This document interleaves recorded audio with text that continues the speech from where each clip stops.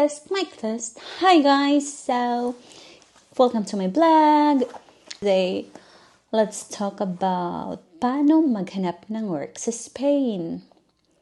Based on my experience, because in general, madaming ways how to find work. But based on my experience, paano pumunta dito, I can share something. So, I tried. The first time it came, it was through Auxiliares de Conversación program. It's a language assistant where you will be an assistant at public schools for English subjects. Kasi dati, medyo maayos ako mag-English. Ngayon, by language. Aral ng Spanish, nawala lahat ng language ko. So, anyway, so, for language assistant, madaming ways. First is through the government. Mag-apply ka for Filipinos sa Pilipinas. Mag-apply ka sa Embassy of Spain. Pero meron limited ang program na yun for partner universities. Pero if there are private ones like UCTAM, mag-apply ka dun. And then, but some of them, you have to pay some fees, and for me, I used Conversa Spain. It's a private company na nag-interview for language assistant. Same lang din ng mga nasa from the embassy, pero ito ay may bayad. So mag-interview is from the Conversa Spain. Parang meron silang agreement within community sa Comunidad de la Madrid. So, dalawang region, which is Murcia and Madrid. Yung pag sa embassy kayo mag-apply sa Pilipinas, Embassy of Spain is all over the country available. But, ang alam ko this time, ang Conversa Spain, nag-stop sila sa Pilipinas kasi ang Embassy of Spain doon, hindi na nag-approve ng galing sa Conversa Spain. So, ang chance nyo lang talaga is pag nasa labas kayo ng bansa. Like for me, dati nakatira ako sa Qatar. So, doon ako nag-apply. Natanggap. And, nagbayad ng 1,100 euros, if I'm not mistaken, or 1,500. Kalimutan ko na, but sa range na yan. And, the second one, first, madaming Filipino dito, yung mga teachers, madami ako namimit. Hindi kami naging friends, namimit ko lang, kausap, mga language assistants. So, pagdating nyo na dito, pagdating nyo na dito, maghanap na kayo, after 2 years, pwede nyo nang ma-modify yung visa nyo. Kasi, ang language assistant, ang visa is student visa.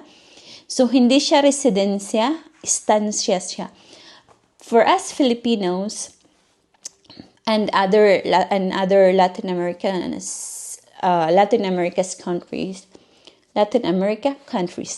American countries, oh my gosh, I'm so lost. Anyway, meron 2 years lang para magkapag-apply tayo ng nationality dito dahil dati tayong colony ng Spain, hayaan mo ng ang words, whatever. So, but ang student visa, hindi siya counted. Ang start ng count is kung kailan na-approve ang residence visa mo, yung residence talaga. So, ako, yung residence ko dito, hindi pa 2 years, so hindi pa ako makapag-apply ng nationality kasi yung first 2 years na dito ako nakatira, ang permit ko is resident, estancia. Yung parang long stay, pero not resident. And the second way, yung parang based to sa experience ko, maghanap ng work dito. So, nang dito na ako, bumalik ako, gamit na yung visa sa partner ko. So, nung nag-auxiliar ako, naghanap ako ng jowa, ng boyfriend. So, later on, na-process kami ng paradetso. Hindi siya marriage, pero register niyo yung relationship niyo. So, punta kayo sa government. with that registration, pwede ka nang magkaroon ng resident permit.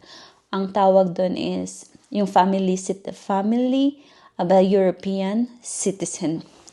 So yun ang visa ko. So nung meron na akong visa na yun, free na akong maghanap ng work, madali na kasi meron akong visa. So yung the next pag andito ka na sa Spain, since hindi ako marunong mag-Spanish, ang the best na ginawa, hindi naman the best, yung ko lang, out of boredom, sa Facebook, mga Filipino group, madaming nagpo-post doon. So pag andito ka, punta ka sa mga Filipino group ng sa Facebook, tapos doon sila nagpo-post, naghanap kami ng tindera, sa store, mga trabaho sa restaurant, mga waitress, ganun. That time kasi din, wala akong confident na feeling ko na makakanap ako ng work dito as sa corporate.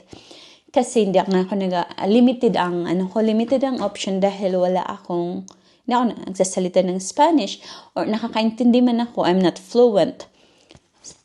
Although nag-study na ako noon, but apparently hindi siya ganun kadali for me kasi for some people, probably, ang mga linguistic, mabilis silang matuto, but I'm not one of those. So, despite na nag-aaral na ako for a year, hirap na hirap pa din ako. Sa ngayon, may second year na ako. Still, hindi pa rin ako fluent. Yeah. So, that means, limited ang option ko para makapasok sa corporate market. So, dahil bored sa bahay, kailangan mong magkaroon ng your own income, whatever job na available, doon, hanapin mo.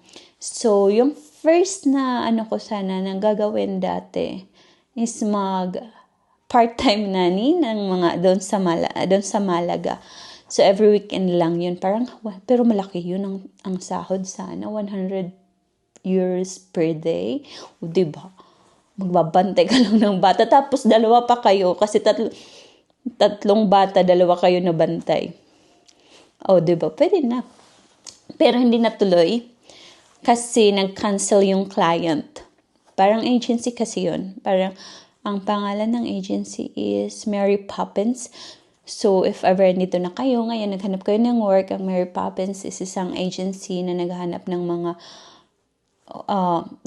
depende sa client nila. So, meron silang hanap ng caregivers, ng nannies, tutors, cleaners, mga ganun.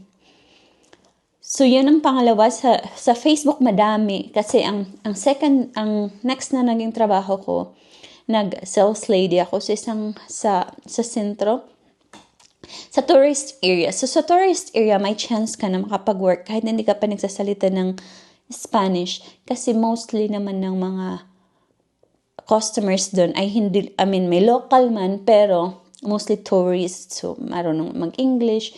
So, kailangan parang pag sa interview, tatanungin nila kung marunong ka mag-English at nakakaintindi ka ng Spanish. Di ka man fluent, at least nakakaintindi ka, kasi ang Spain, lalo na dito sa Madrid, maraming tourists na galing din Latin America.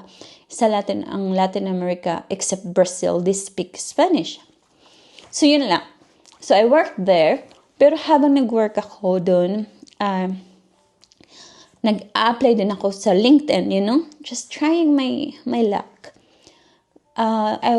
Hindi ako confident talaga na matatanggap ako dati. I was feeling ko it was shooting a star. Shooting a star. Makahanap ng work as a corporate life world, kasi hindi nga ako nagsasalita ng Spanish. So, ang ginawa ko, madami akong interviews, pumapalpak ako palagi sa language, kasi okay, they need someone who speaks English, but at the same time, because you are in the country that doesn't speak English as their language, kailangan marunong ka ding mag-Spanish. Pero doon, pumapalpak ako palagi. And aside from that, kasi sobrang tagal ko na nga nag-work as an accountant, so yung profile ko medyo based sa experience ko, so mga pang managerial level. So, pagdating, kailangan ko na ng Spanish pag managerial level ka kasi yung mga may staff ka na under. So, pag sa final interview ako palaging na pumapasok ko sa mga initial interview.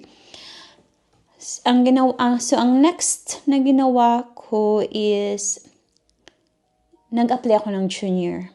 So, naisip ko na if I don't get the managerial or the senior position, try ko sa junior. Kasi from there, I don't have to manage people, so I don't need really to speak English. Pero, hindi sa Spanish company. Maghanap ako ng mga international company. So, kung if you don't speak English, punta kang LinkedIn. Pag nakapost ang trabaho sa Spanish, huwag ka nang mag-apply kasi magsasayang ka lang talaga ng oras. So, kahit sa interview, minsan hindi ka na rin nila tatawagan. So, ang mo talaga, best shot is mag-apply ka sa mga trabaho na nakapost in English. Kasi yun ang magkakaroon ka ng chance na ma-interview. Pero, and if feeling mo parang hindi ka mo makuha, try ka lang ng try, pero gandahan mo yung CV mo, yung resume mo at saka yung cover letter. Kasi yung cover letter, binabasa pala talaga nila dito. At saka, if hindi ka naman marunong mag-Spanish talaga, huwag ka naman gawa ng resume na Spanish. Kasi it doesn't make sense na mag-interview ka, naka-Spanish, tapos interviewin ka in Spanish. Wala. Sayang oras mo, sayang oras nila. Ganun. So, nag-work ako tindera sa parang souvenir shop siya, pero mga leather bags from Italy. After my second week, tinawagan ako if I can start. I mean, nag-interview na ako. Tapos yun, natanggap ako. So, nag-start ako as junior. So, that's it. I mean, that's the three things three work na based on my experience dito sa Spain. So, I guess, ang lang talaga doon is paano makapunta dito first. And second, anong trabaho na gusto mo. And don't give up kasi like me, gusto mo mag-corporate life. Mag-apply ka lang. Gandahan mo ang CV mo and all. And if you're willing to start as junior, it's okay. There's nothing wrong about it, I think. Kasi pag nasa loob ka naman, if they say that you are competent enough and may available na position, you can get promoted or nasa loob ka na nakahanap ka na ng work. After a year, pwede ka na maghanap ng ibang trabaho kasi siguro naman, while you're working, nag-aral ka na ng Spanish. But I know, hindi siya ganun kadali kasi for me, isang taon na akong this is my second year. And still, struggling pa din ang Spanish ko. Although, sa meeting namin ngayon, hindi na nila kailangan mag-translate kasi ang mga meeting namin nung my first year sa trabaho ko, yung boss ko kailangan mag-translate para lang makaintindi ako kasi most of the time, sorry, I don't understand. This time, mga meeting namin, hindi na sila nagtitranslate. Although nag-English ako para mas mabilis kasi pag nag-Spanish ako, mabagal kasi magpaprocess sa brain ko. So, sumasagot ako in English pero sumasagot sila sa akin in Spanish. So, somehow, nag-improve na. So, pag dito ka nagtatrabaho, try your best na mag-aral ng Spanish. Lalo na pag sa corporate world ka. And, for example, doon sa mga regular status, pagpunta kayo dito, galing kayo sa ibang bansa, tapos, gusto nyo maghanap dito ng work, I'm sorry to say, siguro ang corporate life is not possible at the moment pag wala kayong papel kasi requirement siya. Once na sabihin nila, tanggap ka, ipapasubmit nila sa'yo ang ang documents mo, ang social security, at saka yung copy ng ID mo, ng resident permit. So, if andito ka irregular, wala ka pang hindi ka pa nakapaghanap ng jowa, na pwede kang magkaroon ng resident permit. Madaming ways to get permanent. It's just the easiest maghanap ng jowa. And I guess, so try nyo lang muna yung maghanap ng trabaho sa mga bahay, kasi yun ang pwede kang makahanap ng trabaho. But after 2 or 3 years, alam ko, pwede ka nang mag-apply ng ng resident permit. Ang tawag doon ay arraigo social, yung parang you are already rooted to the community. So, pag may kontrata ka, papirmahan mo sa boss mo, sa kung saan ka nagtatrabaho, magkaroon ka na ng resident permit. So, yun. Although 3 years, yun.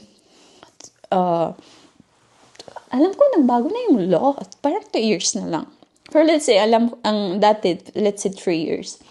So, 3 years na yun, pag wala kang papel, di ka pwedeng lumabas ng Spain. Kasi or ng European Union. Pwede ka naman sigurong mag-travel by car, kasi hindi naman sila nag-check ng passport, ng mga permit. But, mahirap maghanap ng trabaho pag sa corporate kung wala ka pa, kung irregular ang visa, ang immigrant status mo. And what can you do is, siguro yun nga, ka lang muna, maghanap ng trabaho, at saka pinakamadali dyan is mag-join ka sa mga Facebook ng mga Filipino community. Although, I suggest na mag-ingat ka rin, kasi hindi naman madami. Sa mga Filipino group, minsan may mga nagpo-post ng parang, ito siya, nangutang, tas hindi ako binayaran. Yung mga, let's say, may dumating dito galing Hong Kong, so may dala silang pera. May mga software-friendly na andito na, tas utangan. Tas ngayon, di mo na masingil. Tapos hindi ka takot kang pumuntang pulis para mag-report, kasi wala ka pang papel. So, ingat sa mga ganun. May mga ganyang story dito. Madaming Pilipino dito, super sa Madrid. Alam ko, sa Europe, ang Spain ang pinakamadaming Pinoy, kasi ito ang pinakamadaling magkaroon ng papel. Yan, dami kong sinabi, 18 minutes yun. Yun guys, pag may natutunan kayo, sa daldal ko, follow my blog, and then just comment kung anong question niyo. I'll try to answer as much as I can kung anong alam ko, based na rin sa kung anong mga na-encounter ko araw-araw, at saka based sa experience ko. And probably it might be helpful for you, or you dream to come to Spain or to Europe, but other countries, I don't know really how to. But for Filipinos, ito ang pinakamadali na makakuha ng resident permit. Kasi for example, sa Italy, parang lottery siya. Loto. Parang naghintay sila ng amnesty. Pero dito, after 3 years, basta nagtatrabaho ka na may ipapresent ka sa gobyerno, na may mga isasubmit kang papel, makakuha ka na ng resident permit. Although, pag pumunta kayo dito, ang first thing na gawin nyo is magpa-register sa, ano nga bang tawag nun? Hindi siya city hall. May mga office dito. Pag pumunta kayong Spain, ayuntamiento, magpa-register, the first day na dumating kayo, magkuha kayo ng empadron, which is parang register na dito kayo nakatira. Hindi yun sila nagtatanong kung meron kayong resident permit, passport lang. Kasi, yan ang proof nyo pag nag-apply na kayo ng resident permit, na nandito kayo for 3 years. So, titignan ng date na yun, let's say, January 1, 2025, By the one in January 1, 2028, 3 years ka na. Tama ba? 5, 6, 7. So, 3 years ka na. So, yun ay isang magandang proof na nandito ka. Tapos, kung mag-aral kayo ng Spanish sa mga government schools, yung mga libre yan siya. Like yung SEPA, Centro Escolar para Adultos, meron silang Spanish, nagbibigay sila ng certificate. Those things can help you para makakuha ng resident permit kasi it would show na you are willing to be part of the community, nag-effort ka. Alam mo yun, yung hindi ka pabigat sa gobyerno. So it would help really a lot. So yun lang guys. Thank you for watching. Bye!